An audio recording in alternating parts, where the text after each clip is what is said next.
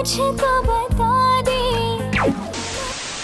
ভাইরে এতদিনই মহিলা কান্নাকাটি করে ফেসবুক গরম করে রাখতো, আর এখন গান গেয়ে ফেসবুক গরম করে ফেলতেছে। টোকা স্টার হিরো আলমের ভাত মেরে দিতে এবার প্রিন্স মামুনের সাবেক সুগার মমি গরিবের লায়লা এবার হিন্দি গান নিয়ে হাজির হয়েছে।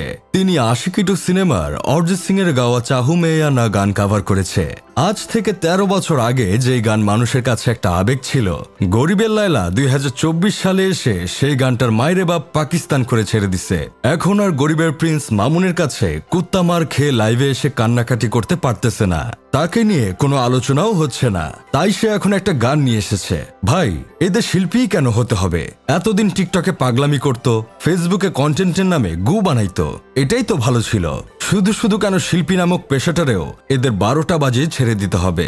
প্রিয় লো বাজেটের লায়লা আপা, আপনি আপনার পার্সোনালিটিকে নিচে নামাতে নামাতে এমন এক পর্যায়ে নিয়ে গেছেন যে এখন আর আপনার যে কোনো পার্সোনালিটি আছে সেটাও কেউ বিশ্বাস করতে চায় না। এখন আপনি কেন অরিজিৎ সিং এর গাওয়া একটা গানের পার্সোনালিটি নষ্ট করতেছেন? আপনি কি ভাবতেছেন আপনার গাওয়া এই গান শুনে গরিবের প্রিন্স মামুন আপনার কাছে আবার ফিরে আসবে? না আপা, আপনার কাছে সে আর ফিরে আসবে না, কারণ সে তো এখন মানুষের চুলবাল কাটতে ব্যস্ত, কারণ সে এখন সেলুন দিয়েছে। আমার তো মনে হয় আপনি মাঝে মাঝে মামুনকে এই ধরনের গান শোনাতেন, তাই পোলাটা আর আপনাকে সহ্য করতে না পেরে আপনাকে ছেড়ে চলে গেছে। অরিজিৎ সিং যদি তার গাওয়া এই গানটা শুনে তাহলে আমার বিশ্বাস সে অজ্ঞান হয়ে যাবে। তার জ্ঞান ফেরার পর আর কখনো গান গাওয়ার কথা মুখে আনবে না। জিৎ গাঙ্গুলি যদি এই গান শুনতে পারে তাহলে সে আর জীবনে মিউজিক নিয়ে কাজ করবে না। আগে গুণী শিল্পীদের গানের 12টা বাজাতো হিরো আলম, তার কাজ সে করে যাচ্ছিল, কিন্তু মাঝখান থেকে তার মার্কেট খাইতে কেন আসতে হলো এসব টিকটকারদের? বেচারা টোকা স্টার হিরো আলম এভাবে গান গেয়ে একটু রুটি রুজির ব্যবস্থা করতেছিল, এখন সেখানেও তার প্রতিদ্বন্দ্বী প্লেয়াররা হাজির হয়ে গেছে।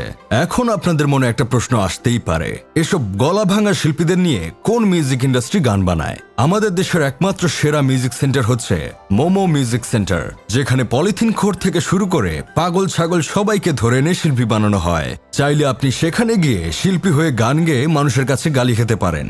আমার বন্ধু কেরামতের আবার ছোটবেলা থেকেই গায়ক হওয়ার ইচ্ছা, তাই সে চিন্তা করছে এই মিউজিক সেন্টারে গিয়ে নিজেকে শিল্পীতে পরিণত করবে।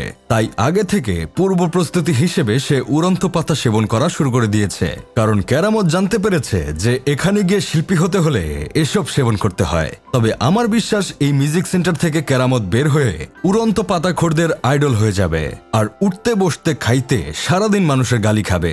গরিবের ব্লু ফায়ারি লায়লাও যে একদিন শিল্পী হয়ে যাবে এমনটা কখনো ভাবি নাই। জীবনে কি পরিমাণ পাপ করলে এই সমস্ত গান নিজের টাইমলাইনে চলে আসে জাস্ট একবার ভেবে দেখেন। আপনারা এসব গান না শুনে আমাদের ফাফরবাজ ফানের ইউটিউব চ্যানেলে গিয়ে আমাদের ভিডিওগুলো দেখতে পারেন। আশা করি এসব গানের চেয়ে আমাদের ভিডিওই আপনাদের বেশি ভালো লাগবে। যাই হোক, শেষমেশ আমি গোলাম হোসেন একটা কাজের কথা কই, যেখানে অটোটিউন লাগিয়েও তার গলায় গান ভেড়ার আওয়াজের মতো শোনায়, সেখানে আবার মানুষ কিভাবে গান গেয়ে সামাজিক যোগাযোগ মাধ্যমে ছড়িয়ে দেয়, আমার তো ভাবতেই লজ্জা লাগে। এদের কি একটুও লজ্জা লাগে না?